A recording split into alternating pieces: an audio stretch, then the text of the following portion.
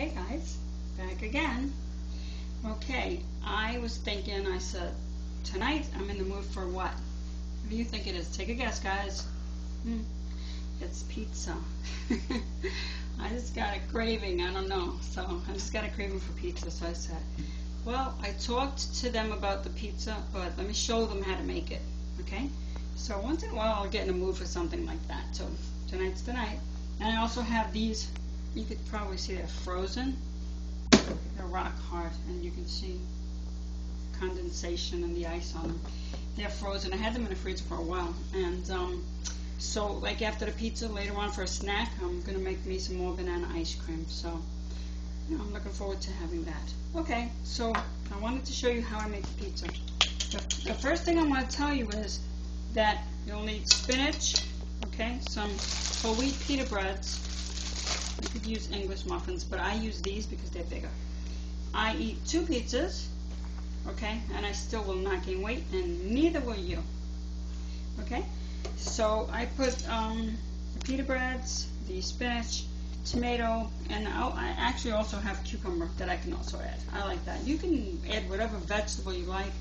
You can add broccoli florets, you can add cauliflower, or anything that you like that's a vegetable. Okay. So I'm going to rinse off my tomato now. Okay. By the way, these waters aren't really that good for you either, but they're better than the tap water. But you would need a filtration system for that, and that's a lot of money. So that's why I don't have that. It's quite a bit of money. All right, what you want to do is you want to rinse off your spinach as best as you can. I already rinsed this, but I'm rinsing it to show you. But when you do rinse it, put it into a colander, strainer, whatever you want to call it, open it up, go inside, look for debris in there and dirt. Okay, and also be careful because you can get E. coli on your spinach. And, you know, actually some people had died from that already, from spinach. So, yes. Okay, so you make sure your spinach is very, very clean. And if you want to make 2 pieces like I do, I'll just take out 2 of these. They don't really fit here, but I always do it this way, so I'm going to do the same thing that I always do.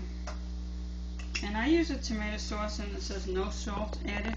And I just pour a little bit on there, like that. And then I take my spoon, and I spread it out. And you know, every time I go for my walk, and I go along the path, and that's what I call it on my walk.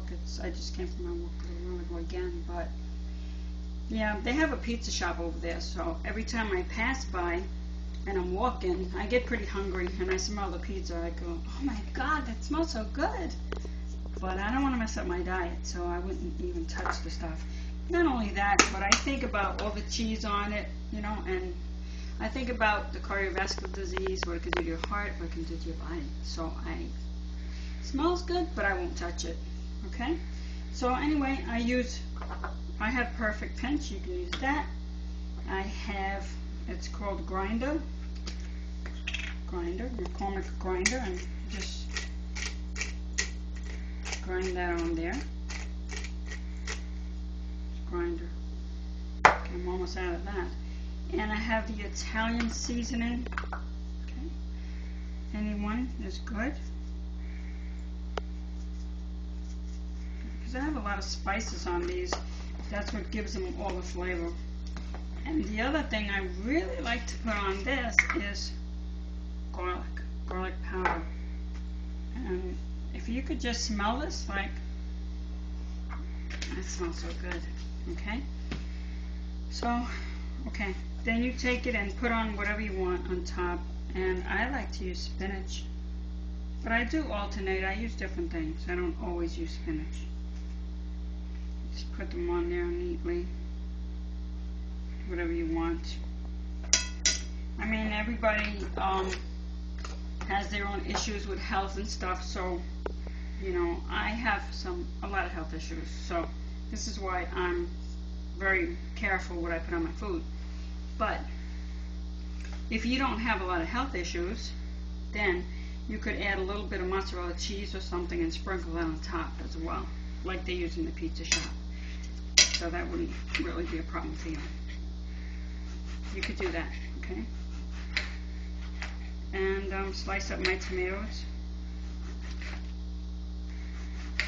You know, the other thing is that when you make your pizza this way, you'll see that unlike the pizza shop, when you get pizzas and stuff, they, like, if you lift up your pizza and you hold it over a napkin, you'll see all the grease pour off that pizza. And I will not put that in my mouth, because that is serious health issue there, you know.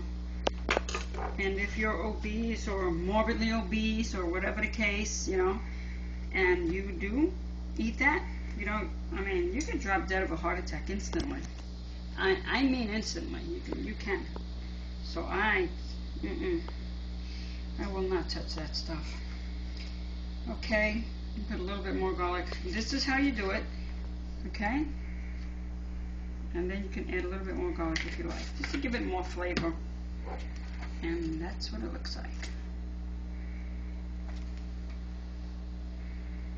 Okay, let's put it in the oven, toaster oven.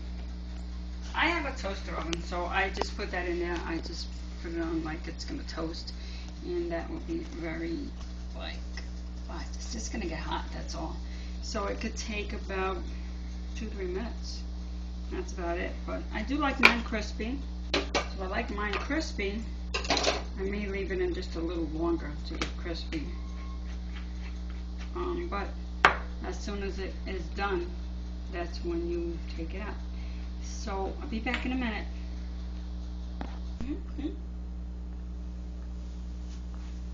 Hey guys.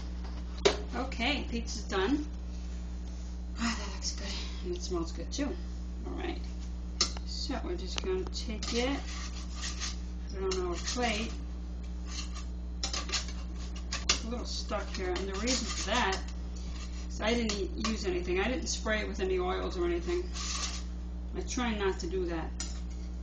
If I don't have to spray it, then I won't spray it with anything. I try not to. The other thing sometimes I do is when I get my pizza, sometimes I like to eat it whole, and sometimes I'll get a fork and I'll just cut it into little baby slices, very tiny little pizza slices, and this is good. You can have this for dinner, or you can nibble on it, might watch a TV, or whatever the case. Snack, meal, whatever, it's good for either one. And look at that. Yes, let that be your next pizza. Okay? And I got my lemon water. Don't pull out the Pepsis and the Cokes and the sodas, and no, don't do that. Use lemon water. Okay? I didn't use this. Okay, then I'll eat that as a snack. And there's one last thing I want to tell you before I go, is educate yourselves and as much as possible, and try to get all the information on health so you can save your life and the lives of people that you love, your kids, your family, your parents, your sister, your brother, whatever. Okay, see this? This book is a book. I've actually been studying this book for, oh my God, for how long? Like 20, 25 years. Okay. This book is from Dr. Dean Ornish, and it's a program for reversing heart disease. So if you have clogged arteries, heart disease, or have had a heart attack, you have plaque in your arteries, he'll show you how you can reverse it and clean up those arteries of yours. Okay? You can actually clean up them arteries. The other book is The Spectrum Diet. This is also by Dean Ornish. This one is for people that are very sick or not so sick. So this is a spectrum, and in this book it shows you that you have a spectrum of choice. Okay? Like you can do the diet a little bit, or depending on your health or what you want to put into it. And that's what I kind of base my food on, and my diet and my dietary habits, and people that I coach as well on their health issues. Because if you're not having a lot of health issues, you don't need to go so far into the spectrum. You understand? Okay, guys. So like I was trying to say that, like, for me, I'm very ill, so that's why I would be very strong into spectrum. But other than that, if you're not as sick, or if you're not sick, you can sprinkle a little bit of cheese here. That would be fine. So your health is, you know, like different levels depending on your health, okay, and your age and everything else. Also, you can look at this book and read this, Juicing for Life. Cherry, C-A-L-B-O-M, I don't know, okay. This will show you about juicing and what it does for your body, and it gives you things like, it says cardiovascular disease, for example, and it will tell you what to do, what it is, what vitamins here is good for you. It's a really good book. This will teach you a lot of stuff, so I would suggest that you go get a book like this, okay? And finally, which I talked about with you, is the Raw Food Diet. This is a good book. This book is Julie Rodwell, and there's 375 recipes, okay, for raw food. You can see that book, okay? So those are some of the books that I've worked with, but I've read many, many more than that. But that's just a start for you, basic start. And educate yourself and be well and safe. Love you guys. Bye.